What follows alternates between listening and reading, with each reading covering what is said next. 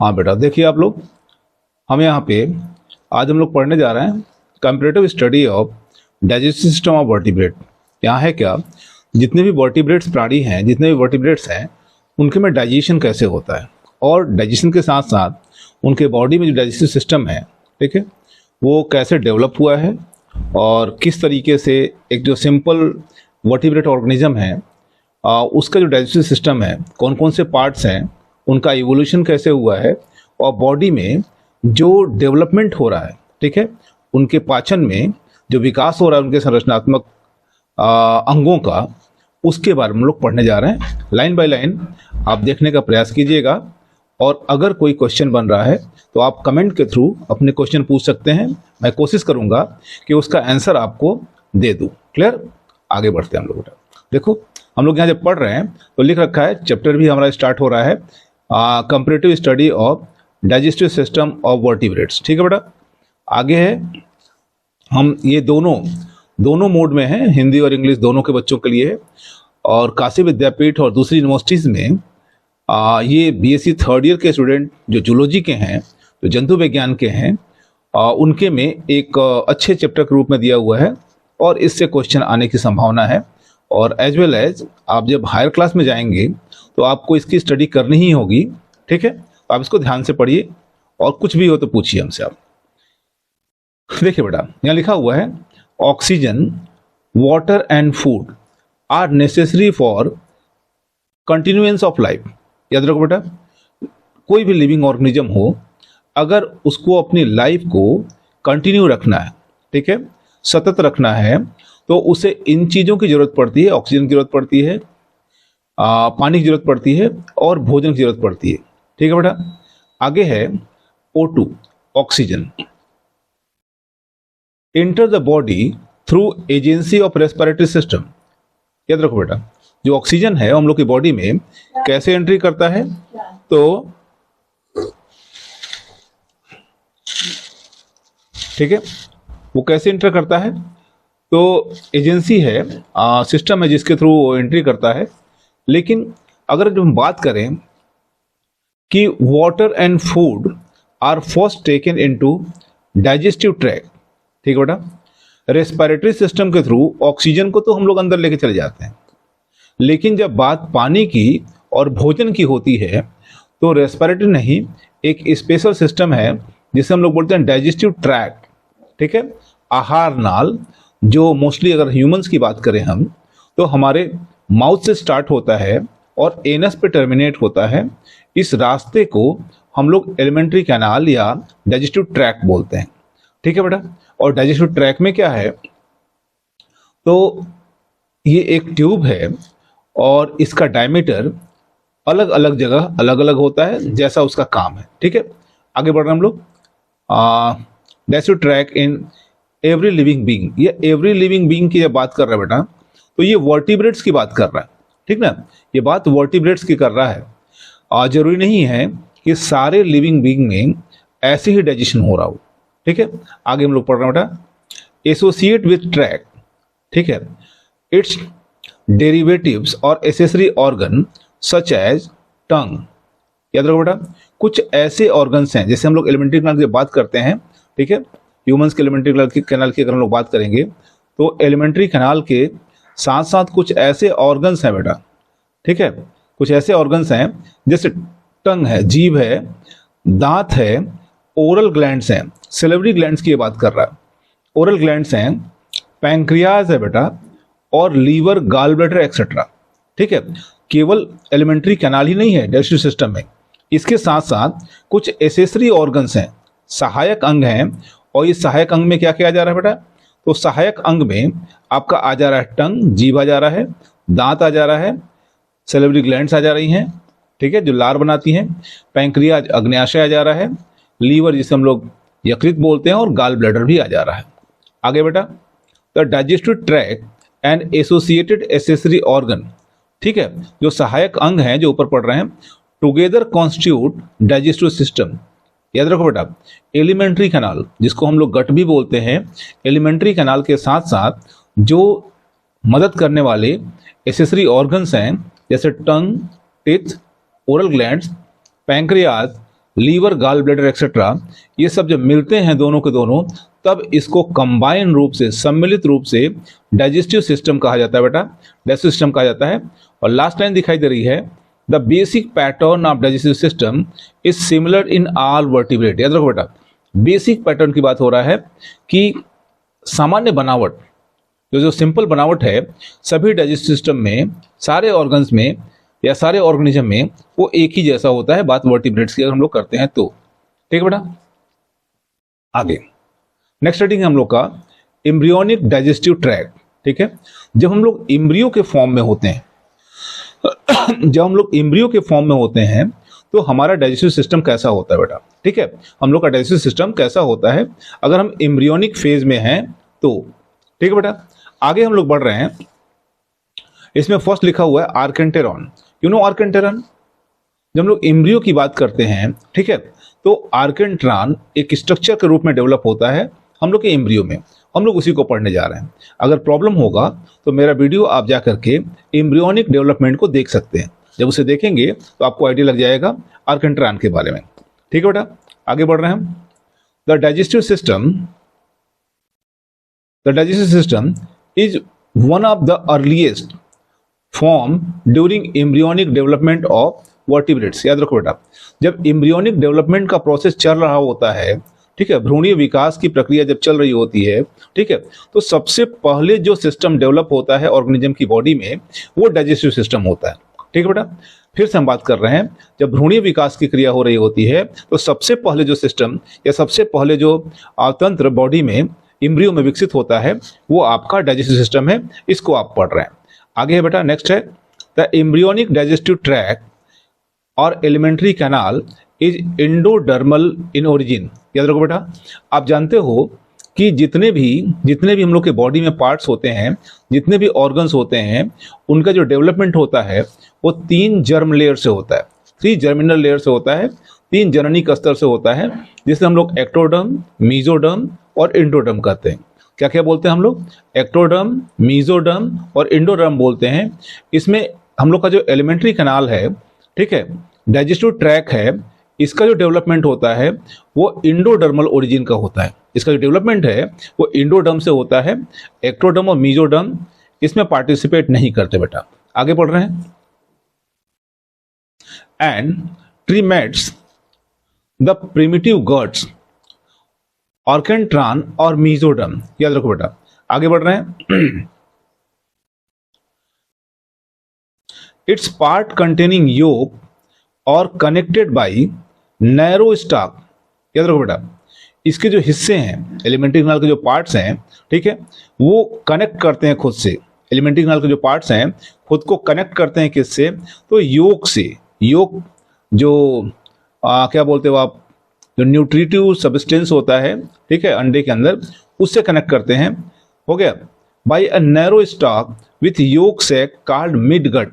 याद रखो बेटा, खुद से जोड़ता है जिसे मिडगट कहा जाता है। The part anterior to midgut.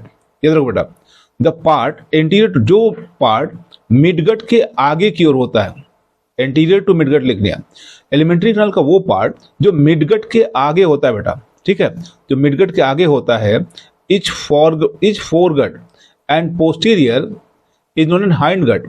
जैसे एलिमेंट्री कैनाल की हम लोग बात करेंगे, और एलिमेंट्री कैनाल अगर हमने बोल दिया यहां से लेकर के यहां तक एलिमेंट्री कैनाल है, ठीक है बेटा, ये लंबा सा एलिमेंट्री कैनाल है, और बीच में एक हिस्सा मिडगट हो गया, एक हिस्सा बीच का अगर मिडगट हो गया, ठीक है, तो मिडगट के आगे का जो भाग है उसे फोरगट, और मिडगट के जो पीछे का भाग है इसे हाइंडगट कहा जाएगा। ठीक है बेटा, आगे हम लोग बढ़ रहे हैं। आप देखिए, फोरगट डिफरेंशिएटेड इनटू। याद रखो बेटा, जो फोरगट है यानी हमारा एलिमेंट्री कैनाल जो है वो 3 हिस्से में बट गया, foregut, midgut and hindgut. Foregut, midgut and hindgut. जब बात फोरगट की कर रहे हैं तो foregut differentiated into oral cavity.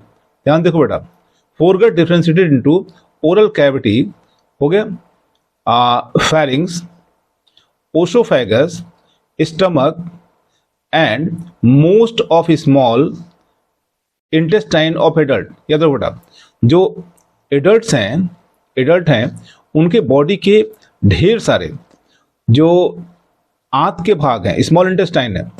आप इन स्मॉल इंटेस्टाइन अपने जूनियर क्लासेस में पढ़े होंगे, छोटी आंत की बात की जा रही है, आप पढ़े हुए हो, ठीक है। तो उसका अधिकांश भाग, फिर बोल रहे हैं, foregut differentiated into oral cavity यानी बक्कल कैविटी जिसे बोलते हैं, फेरिंग्स जिसे ग्रसनी कहा जाता है, ओसोफेगस जिसे ग्रासनली कहा जाता है, आंत बोला जाता है, आमाशय कहा जाता है, और most of small intestine of adult. अगर ह्यूमंस की बात करेंगे तो स्मॉल इंटेस्टाइन के 3 भाग होते हैं बेटा। स्मॉल इंटेस्टाइन में 3 भाग होते हैं जिसे हम लोग ड्यूडेनम, जेजुनम और इलियम बोलते हैं। तो ये स्मॉल इंटेस्टाइन के अधिकांश भाग की बात कर रहा है। नेक्स्ट है बेटा, hindgut forms the large intestine and cloaca. फिर से बात करो, फोरगट के बारे में बात हो गया, हाइंड गट के बारे में बोल रहा है कि ये लार्ज इंटेस्टाइन बनाता है और क्लोएका को बनाता है बेटा। क्लोएका बहुत से ऐसे ऑर्गेनिज्म हैं जिसमें एलिमेंट्री कैनाल का जो अंतिम भाग है वो क्लोएका के रूप में होता है। हिंदी में हम लोग इसको अवस्कर कहते हैं। ध्यान से सुनते रहिएगा, हिंदी में हम लोग इसको अवस्कर कहते हैं। आगे बेटा, इंडोडर्मल, यहां से पढ़ना है, only the lining of these organs. याद रखो बेटा, only the lining of these organ, यानी अगर इन अंगों की बात किया जाए, किसकी बात कर रहा है, जो अभी हम लोग पढ़े हुए हैं, ओरल कैविटी की, फेरिंग्स की, ओसोफेगस की, स्टमक की, ठीक है, इनकी जो भीतरी लाइनिंग होगी, ठीक है, अगर लाइनिंग की वजह से ये एलिमेंट्री कैनाल हो गया, ये ट्यूब की तरह अगर कोई चीज बन रहा है तो इसके भीतर की लाइनिंग के बारे में बात हो रहा है बेटा। जो अंदर की लाइनिंग है इसके बारे में बात हो रहा है कि इसकी भीतर वाली जो लाइनिंग है, ठीक है,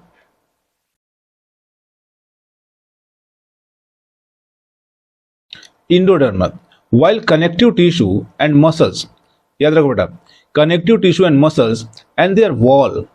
आपको पता है कि एलिमेंट्री कैनाल में कनेक्टिव टिश्यू भी होता है एंड देयर वॉल, और उसकी जो दीवार होती है, यानी एलिमेंट्री कैनाल की जो वॉल है, इसके बारे में ये बात कर रहे हैं, जो इसकी वॉल है, ठीक है, डिराइव फ्रॉम मीजोडर्म। याद रखो बेटा, ये मीजोडर्म से बनता है। इंडोडर्म से क्या बना है, तो केवल इसकी भीतरी लाइनिंग। आगे बोल रहे हैं, इन मिड वेंट्रल इन्वेजिनेशन, देखो बेटा, in a mid ventral invagination of ectoderm of head called stomodaeum. ध्यान से देखिए बेटा, एक्टोडर्म का एक अंदर की ओर, वेंट्रल रीजन की ओर इन्वेजिनेशन होता है, अंदर की ओर धंसने लगता है, और उसको स्टोमोडियम कहा जाता है। Open into oral cavity, thus the anterior portion of oral cavity is ectodermal। इधर घोड़ा, जैसे ओरल कैविटी, अगर हम लोग बोले हम लोग का जो बक्कल कैविटी है, हम लोग का जो बक्कल कैविटी है, मुंह का हिस्सा है, ठीक है, इसका अंदर का हिस्सा, ये वाला भाग, ठीक है, ये एक्टोडर्म से बना होता है, ये बोलने की कोशिश कर रहा है। वाइल द पोस्टीरियर, देखो बेटा ध्यान से,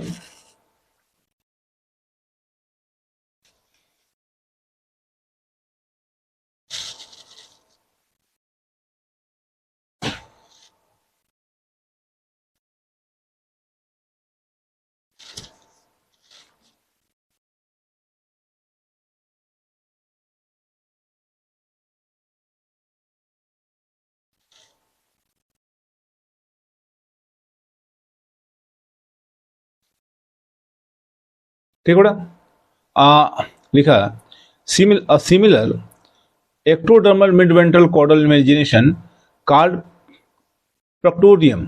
याद रखो बेटा, अगर बात कॉर्डल की किया जाए, पीछे की ओर का, अगर सिर वाले भाग की बात की जाए, सिर के तरफ जो इन्वेजिनेशन था उसे स्टोमोडियम बोल दिया गया, और जो कॉर्डल पूंछ की ओर एक्टोडर्म का इन्वेजिनेशन होगा, यानी एक्टोडर्मल लेयर जो है अगर पीछे की ओर इन्वेजिनेट कर रही है तो उसे हम लोग प्रोक्टोडियम कहते हैं। इसको याद रखिए, stomodaeum and proctodaeum leads into hind gut, और ये हाइंड गट वाले रीजन में रहेगा, हाइंड गट वाले यानी पिछले आंत के पिछले भाग में रहेगा, to the terminal ectoderm part of cloaca of lower vertebrate and the rectum of mammals. याद रखो बेटा, जो प्रोक्टोडियम रहेगा वो किसका भाग है, तो एलिमेंट्री कैनाल के पिछले भाग का भाग है, ठीक है।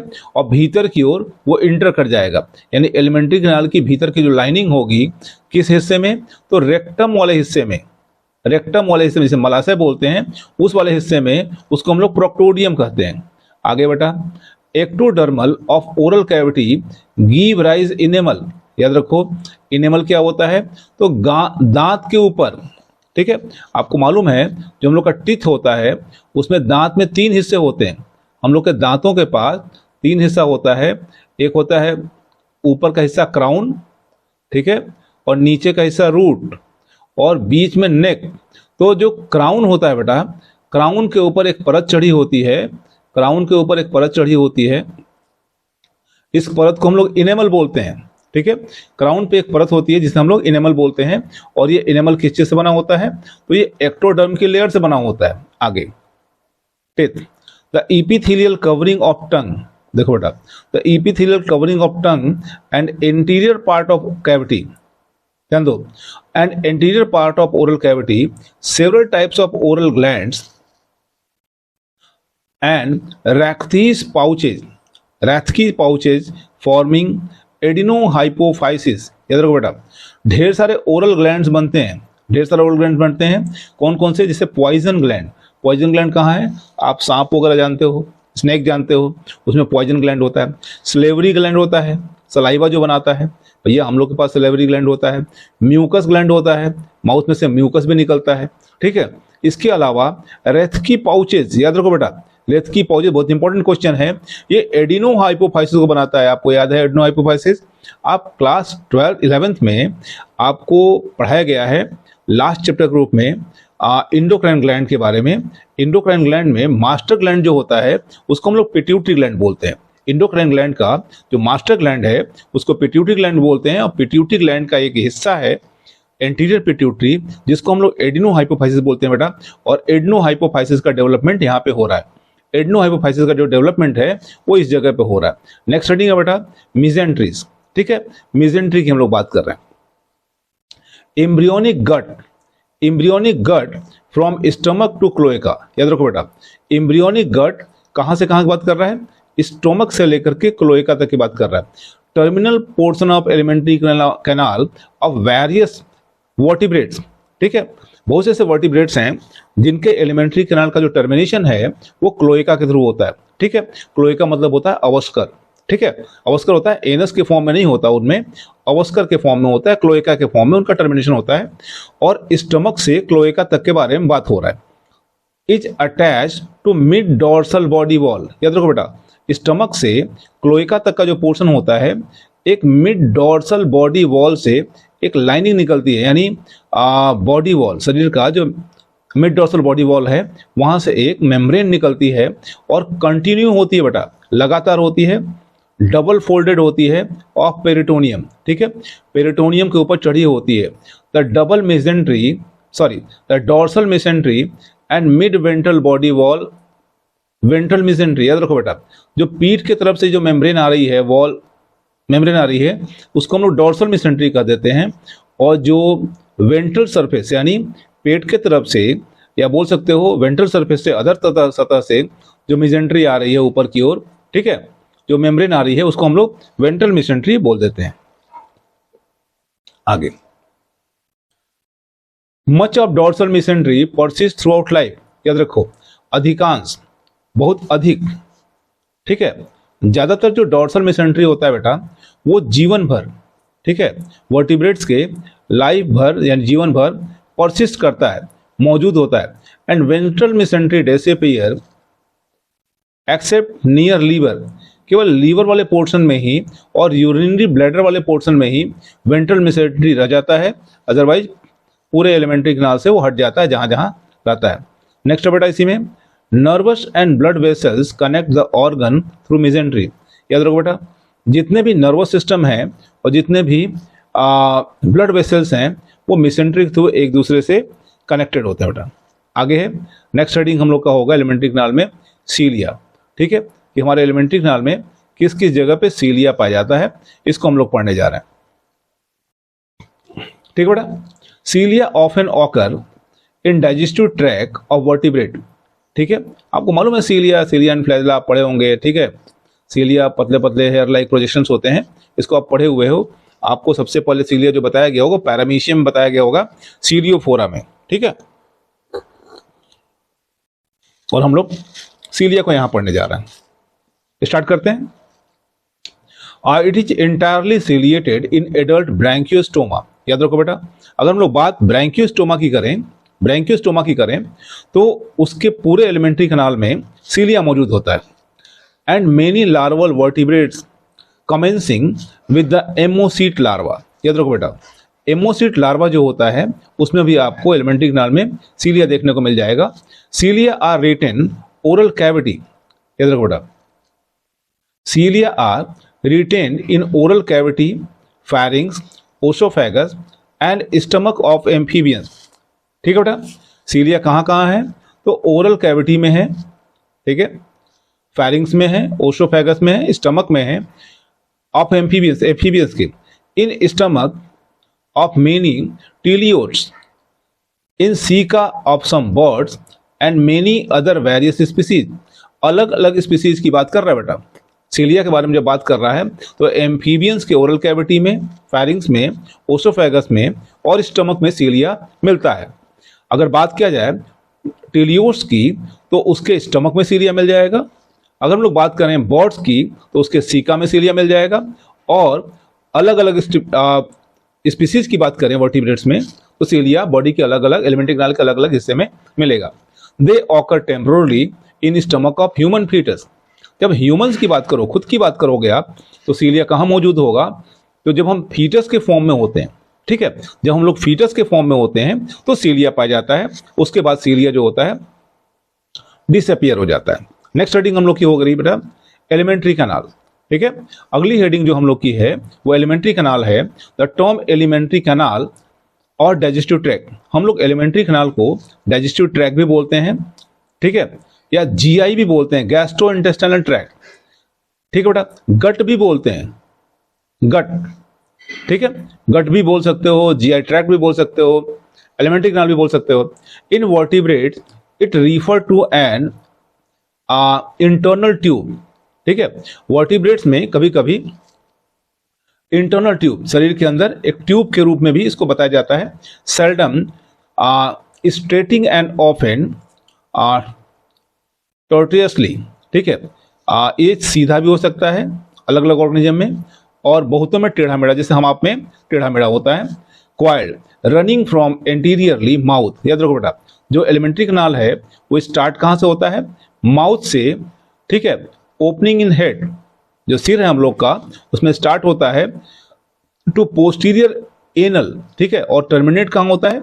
एनस पे या क्लोएका में, क्लोइकल अपर्चर के फॉर्म में या एनल अपर्चर के फॉर्म में, एनल छिद्र गुदा द्वार के रूप में ये टर्मिनेट होता है। ठीक है, at the base of tail, जहां पूंछ का आधार होता है उस जगह पे।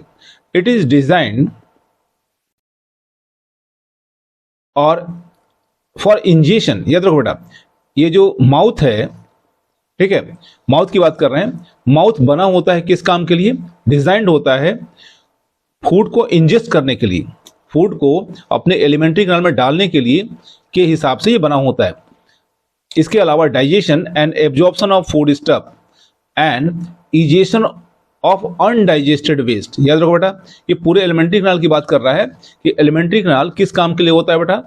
तो इंजेशन के लिए होता है, डाइजेशन के लिए होता है, एब्जॉर्प्शन मतलब अवशोषण के लिए होता है। किस चीज के लिए भैया? फूड स्टफ, फूड के इंजेशन, डाइजेशन, एब्जॉर्प्शन के लिए होता है। इसके साथ ही साथ जो चीज हम नहीं डाइजेस्ट कर पाते, जो अपचा रह जाता है, जो पच नहीं पाता है, उस अनडाइजेस्टेड फूड मटेरियल को हम बॉडी से बाहर एनस के थ्रू बाहर निकालते हैं। ठीक है, उसको बोलते हैं इजेशन, यानी इजेशन के लिए काम करता है। आगे बेटा, major parts of alimentary canal are, कौन कौन से हिस्से हैं एलिमेंट्री कैनाल के, इसके बारे में बात करते हैं। ओरल कैविटी है, फैरिंग्स है, ओसोफेगस है, स्टमक है, स्मॉल इंटेस्टाइन है एंड लार्ज इंटेस्टाइन है। याद रखो बेटा, जो ह्यूमन का जो एलिमेंट्री कैनाल है, जो दूसरे भी ऑर्गेनिज्म है, वर्टिब्रेट्स हैं, उनका जो एलिमेंट्री कैनाल है उसमें ओरल कैविटी है, फैरिंग्स मतलब ग्रसनी है, ओसोफेगस है या ईसोफेगस है, स्टमक है, स्मॉल इंटेस्टाइन है और लार्ज इंटेस्टाइन है। देन उसके बाद रेक्टम और एनस भी आता है। Chief accessory organ associated with alimentary canal.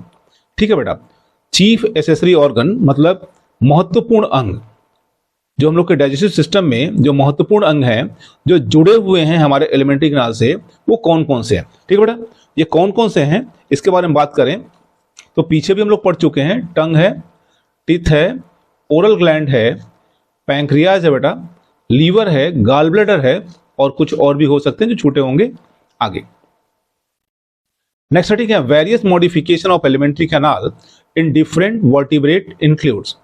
अलग अलग जो वर्टिब्रेट्स हैं उनमें एलिमेंट्री कैनाल किस तरीके से मॉडिफाइड है, ठीक है, कैसे डेवलप्ड है, इसके बारे में पढ़ रहे हैं। नंबर फर्स्ट है लेंथनिंग, ठीक है, लंबाई of various part by looping और क्वाइलिंग। याद रखो बेटा, जो एलिमेंट्री कैनाल के अलग अलग पार्ट्स हैं उनकी लंबाई कैसी है, उनमें लूप्स कैसे हैं और वो क्वाइल्ड कैसे हैं। ठीक है, कैसे कैसे वो क्वाइलिंग है, उसमें कुंडलन है, और वो लूप अगर बना रहा है तो कैसे है।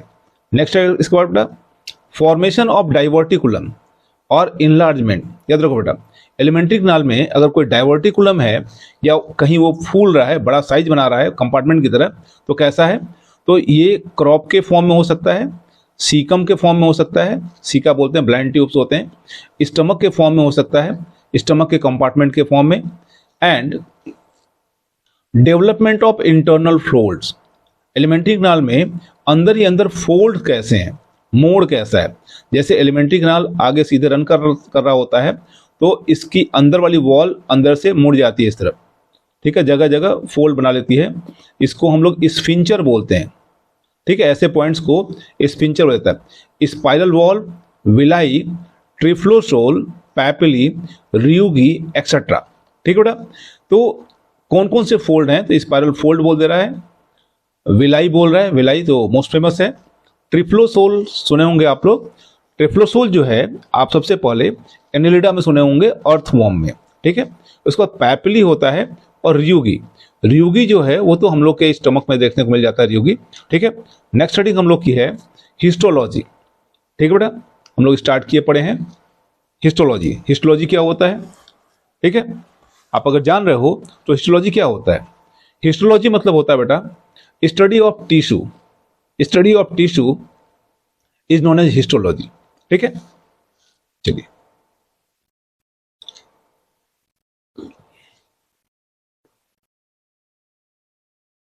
जरा देखिए ध्यान से, आप लोग इसको पॉज करके इसकी रीडिंग कर सकते हैं। आप इसकी पॉज कर दीजिए वीडियो को और जो लिखा हुआ है इसको रीड कीजिए स्लाइड को, और देन हम जब समझा रहे हैं उसको ध्यान सुनिए, वो आसानी से आपको याद हो जाएगा।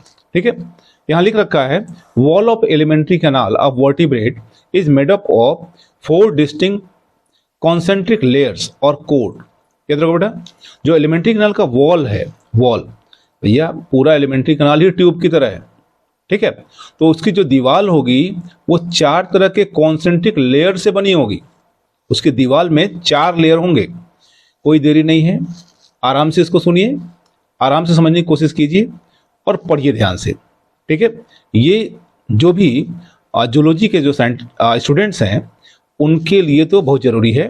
ठीक है, जो भी हायर स्टडी में पढ़ने जा रहे हैं, जो पढ़ रहे हैं, और जो वो बच्चे जो हिंदी मीडियम से आए हुए हैं उनको समस्या हो रही है, प्रॉब्लम हो रहा है, उनके लिए तो बहुत इंपॉर्टेंट है। ठीक है, आगे बढ़ते हैं। द आउटर मोस्ट वॉल या लेयर इज नोन सिरोसा।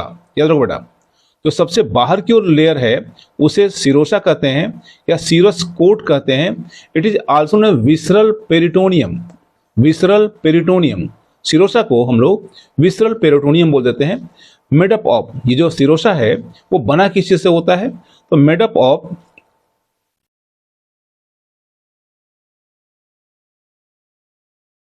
ठीक है बेटा, made up of mesothelial cell and thin layer of connective tissue. याद रखो बेटा, ये जो बना हुआ है वो मीसोथीलियल सेल्स हैं। आपको अगर नहीं समझ में आ रहा है तो टिश्यू सिस्टम का जाके वीडियो देखिए। ठीक है, आगे है सेकंड है बीनथ सिरोसा, यानी सिरोसा के नीचे का लेयर। 4 लेयर की बात किया गया है। बीनथ सिरोसा यानी सिरोसा के नीचे को जब आप जाएंगे तो आपको मिलेगा मस्कुलर कोट, मसल्स का लेयर रहेगा, और composed of smooth muscle fibre. आप जानते हो मसल फाइबर 3 तरह के होते हैं। कौन कौन सा मसल फाइबर आप लोग को पढ़ाया गया है? एक को स्मूथ बोलते हैं, दूसरे को स्ट्रेटेड बोलते हैं, और तीसरे को हम लोग कार्डियक मसल बोलते हैं बेटा। ठीक है, कार्डियक मसल। तो कार्डियक मसल तो क्लियर सा हो गया, वो हार्ट के लिए होता है, हार्ट को बनाने में यूज होता है। बात स्मूथ मसल की होती है तो ये उन ऑर्गन्स में पाया जाता है जो हमारे विल पावर के हिसाब से नहीं चलते। ठीक है बेटा। और स्ट्रेटेड मसल जो होता है, जिसे हम लोग रेखित पेशी कहते हैं, वो हमारे दिमाग यानी हमारी इच्छा शक्ति के अनुसार काम करता है। भाई दिमाग के कंट्रोल में तो सब कुछ होता है, लेकिन दिमाग जो करना चाहता है, जो हमारा विल पावर होता है, उसके हिसाब से जो काम करे वो तो स्ट्रेटेड मसल है। और unstriated muscle otherwise smooth muscle जो होता है वो हमारे विल पावर के हिसाब से नहीं चलता। भैया हमारा एलिमेंट्री कैनाल हमारे विल पावर पे काम नहीं करता। आपके चाहने से फूड को तेजी से नहीं पचाया जाएगा, याद रखिए। वो अपना काम अपने हिसाब से करता है। क्यों? क्योंकि उसके पास स्मूथ मसल होता है। आगे बात कर रहे हैं हम लोग। Smooth muscle fibre arrange in outer longitudinal and inner circular muscle. याद रखो बेटा, 2 लेयर है सिरोसा के ठीक बाद मसल के 2 लेयर दिखाई दे रहे हैं। एक आउटर लॉन्गिट्यूडनल मसल है और उसके ठीक अंदर की ओर इनर सर्कुलर मसल फाइबर है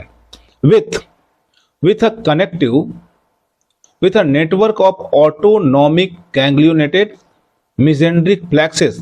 याद रखो बेटा, उसके ठीक नीचे एक नेटवर्क रहेगा पूरा का पूरा। ऑटोनॉमिक गैंग्लियंस हैं, तंत्रिका कोशिकाओं का पूरा जाल बिछा हुआ है।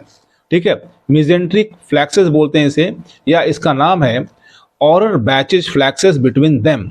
ठीक है, आगे बढ़ते हैं हम लोग। बेनेथ द मस्कुलर कोट, यानी इस कोट के नीचे, यानी मस्कुलर कोट के नीचे की बात की जाएगा तो बेटा सब म्यूकोसा का लेयर होता है, सब mucosa. A connective tissue layer connecting elastic fibres. याद रखो बेटा, ये कनेक्टिव टिश्यू का एक लेयर है जो इलास्टिक फाइबर का बना होता है। इसके साथ साथ इस लेयर में नर्व सेल्स भी होती हैं, ब्लड भी होता है, ब्लड वेसल्स भी होते हैं, लिम्फेटिक वेसल्स भी होते हैं, और ग्लैंड सेल्स भी होते हैं। जो ग्लैंड्स डाइजेस्टिव ग्लैंड्स भी हो सकते हैं, डाइजेस्टिव एंजाइम सिक्रेट करेंगे, म्यूकस सिक्रेट करेंगे, HCl सिक्रेट करेंगे, अलग अलग तरह की चीजों को सिक्रेट करेंगे। आगे द इनर मोस्ट कोट, याद रखो 4th, ये विसरल पेरिटोनियम आपका पहला लेयर हो गया, सिरोसा दूसरा हो गया, मस्कुलर कोट नहीं, मस्कुलर कोट दूसरा हो गया। ठीक है, इसके बाद ये सब म्यूकोसा तीसरा हो गया, और अब पढ़ने जा रहा हूं इनर मोस्ट कोट 4th। ठीक है, और म्यूकोसा फर्दर डिफरेंशिएटेड इनटू, इसे केवल म्यूकोसा कहते हैं, म्यूकस का लेयर है। आगे inner most layer of columnar epithelium often glandular and ciliated. ये जो सबसे भीतरी लेयर है वो ग्लैंडुलर हो सकता है, कॉल्यूमनर एपिथेलियम का बना हो सकता है, सीलिया पाए जाएंगे, supported by thin basement membrane. एक बेसमेंट मेम्ब्रेन होगी जो इस लेयर को सपोर्ट करेगी। आगे बेटा, a middle thin connective tissue called lamina propria, otherwise इसे कोरियम बोलते हैं बेटा, कवरिंग द ब्लड कैपिलरी, जो ब्लड कैपिलरीज को ढके हुए है, लैक्टियल्स को ढका हुआ। लैक्टियल्स मतलब होता है जिसमें आपके लिम्फ पास आउट हो रहे हैं, वो पतले पतले ट्यूब्स हैं, एंड नर्व सेल को ढका रहता है। The outer narrow band of inner circular and outer longitudinal muscle called muscularis mucosa which separate mucosa from sub mucosa. याद रखो बेटा, ये म्यूकोसा को सब म्यूकोसा से अलग करने का काम करता है। और नेक्स्ट और मोस्ट इंपॉर्टेंट टॉपिक जो है वो हमारा माउथ है। हम लोग पढ़ने जा रहे हैं माउथ को। ठीक है, और ये वीडियो लंबा होगा तो होगा, आप इसे छोटा नहीं कर पाओगे। ठीक है, ये मोस्ट इंपॉर्टेंट है, इसे आप छोटा कर ही नहीं पाओगे, आपको एक साथ पढ़ना पड़ेगा। ये comparative study of alimentary canal है, किसी एक पर्टिकुलर ऑर्गेनिज्म के बारे में हम लोग नहीं पढ़ने जा रहे हैं, नंबर ऑफ ऑर्गेनिज्म की एलिमेंट्री कैनाल की स्टडी हम लोग करने जा रहे हैं। ठीक है बेटा, आगे हम लोग पढ़ रहे हैं mouth. Mouth is the interior opening leading into oral cavity and subjected a great deal of variation. याद रखो बेटा, माउथ क्या है? तो माउथ एक ओपनिंग है, हमारे फेस पे एक ओपनिंग है, जो हम लोग का चेहरा है उस पे एक ओपनिंग है और ये अंदर की ओर खोलती है ओरल कैविटी में। माउथ लिप के थ्रू गार्डेड होती है। हम लोग के पास दो होठ है बेटा, upper lip and lower lip. Upper lip और लोअर लिप के बीच में जो आपको एक दरार दिख रहा है, स्लिट दिख रहा है, हॉरिजेंटल स्लिट दिख रहा है, ये हॉरिजेंटल स्लिट जो है यही माउथ है और अंदर की ओर ओरल कैविटी में ये खुल जा रहा है। And subjected to a great deal of variation, अलग अलग ऑर्गेनिज्म में आपको अलग अलग तरीके का माउथ देखने को मिल रहा है। ठीक है, आगे इन एम्फिक्सस, ठीक है, true mouth enterostome is located at the end of vestibule perforated the membranous velum। याद रखो बेटा, एम्फियोक्सस की बात कर रहा है ये, ठीक है, स्पेलिंग आप चेक कर लीजिएगा। इसके बाद नेक्स्ट है cyclostome lamprey, it is a circular opening. अगर इसकी बात करोगे आप तो इसके पास सर्कुलर ओपनिंग होता है and the vortex of buckle funnel, ठीक है बेटा, एक घेरा होता है, छल्ला होता है जिसे वॉर्टेक्स हम लोग बोलते हैं, और फनल लाइक स्ट्रक्चर होता है एंड परमानेंटली ओपन।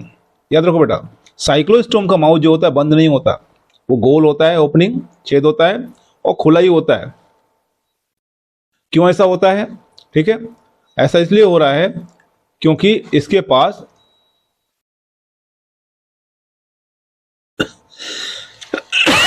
क्योंकि इनके पास जबड़े नहीं होते। याद रखो बेटा, इनके पास जबड़े नहीं होते, are other mechanism to closing it. ठीक है, सॉरी, जो साइक्लोस्टोम्स हैं इनके पास कोई ऐसा स्ट्रक्चर नहीं होता जिससे अपने जैसे माउथ को बंद कर सकें। आगे इन ग्नैथोस्टोम्स उसको बोलते हैं बेटा जिनके पास जबड़े होते हैं। माउथ इज यूजुअली टर्मिनल, इनका जो माउथ है वो टर्मिनल किनारे पर होता है बेटा, टर्मिनल किनारे पर।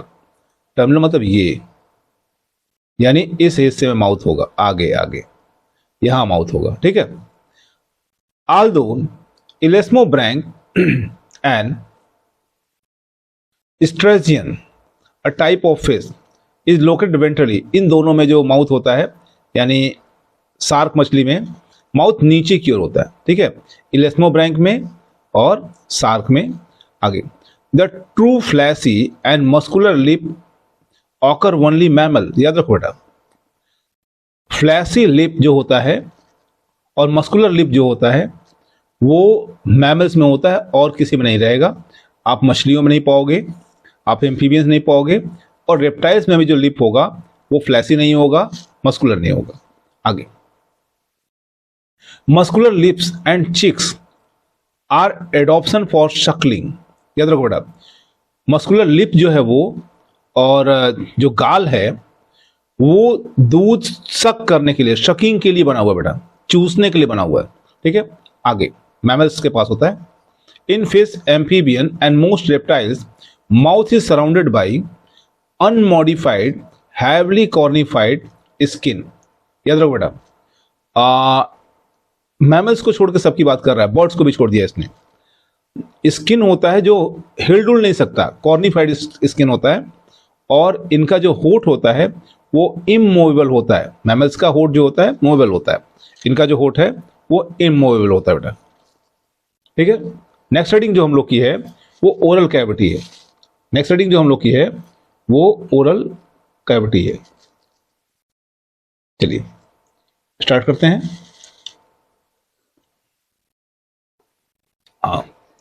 इन ब्रॉडर सेंस, ठीक है, अगर हम ओरल कैविटी को ब्रॉडर पर्सपेक्टिव में देखें, छोटे मोटे पर्सपेक्टिव नहीं, पूरा डिटेल में देखने की कोशिश करें।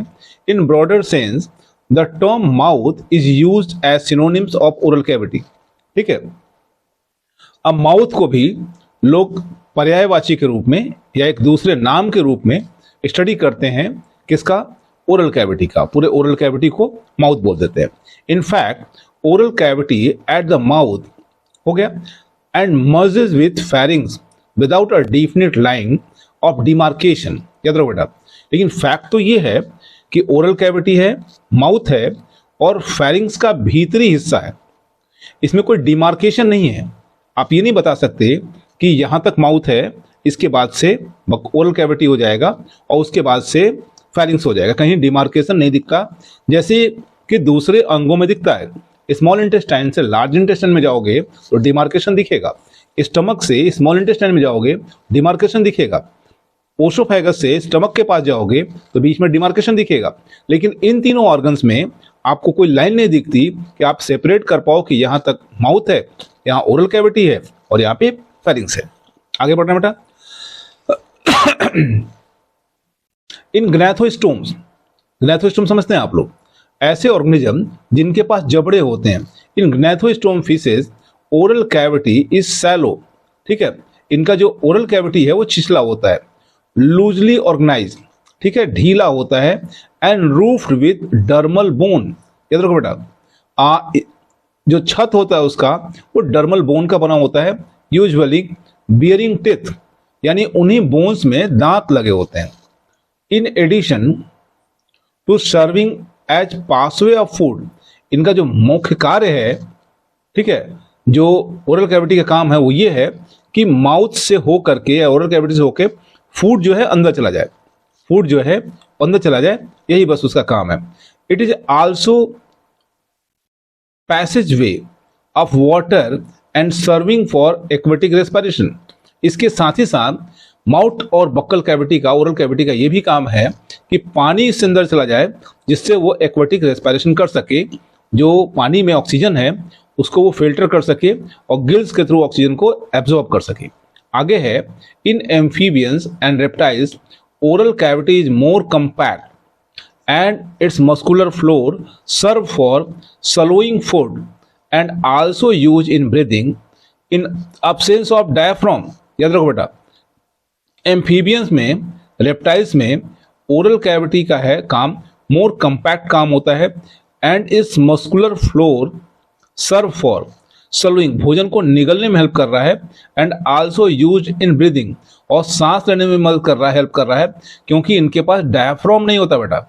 डायफ्राम, जो मैमल्स हैं उनके पास डायफ्राम होता है और वो ब्रीदिंग में हेल्प करता है, ठीक है, लंग्स की जो थोरैकिक कैविटी है उसके वॉल्यूम को इंक्रीज करने में हेल्प करता है डायफ्राम। इनके पास ऐसा कुछ नहीं है, सो वो रोल जो है ये बक्कल कैविटी ही कर रहा है, ओरल कैविटी ही कर रहा है। It reaches culmination of mammals with a space called vestibule। याद रखो बेटा, मैमल्स में जो जगह बचता है उसको हम लोग वेस्टिबल बोल देते हैं, between lip and teeth and bounded laterally bye muscles चिक, ठीक है, लैटरली स्पेलिंग चेक कर लीजिएगा आप लोग। बगल में जो घिरा होता है ओरल कैविटी वो चिक के थ्रू घिरा होता है, दस forming an efficient sucking and chewing organ. याद रखो बेटा, ये सारे स्ट्रक्चर मिल करके, कौन कौन से स्ट्रक्चर, लिप की बात करो, टिथ की बात करो, चिक की बात करो, ये सब मिलकर के क्या काम कर रहे होते हैं, तो सकिंग, किसी चीज को चूसने या चबाने में हेल्प कर रहे होते हैं। ठीक बेटा, आगे बढ़ते हैं हम लोग।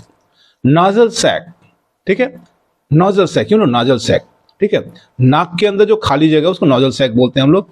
Of vertebrate embryo originate as ectodermal invagination of head, ठीक है, नोजल सैक का जो ओरिजिनेशन है वो कैसे हो रहा है, तो वर्टिब्रेट्स में जो हेड के हेड फॉर्म होने वाला है उसी में इंडोडर्मल एक्टोडर्मल इन्वेजिनेशन हो रहा है। एक्टोडर्म की जो सेल्स हैं वो अंदर की ओर धंसती हैं और उनके धंसने से नोजल सैक डेवलप हो जाता है।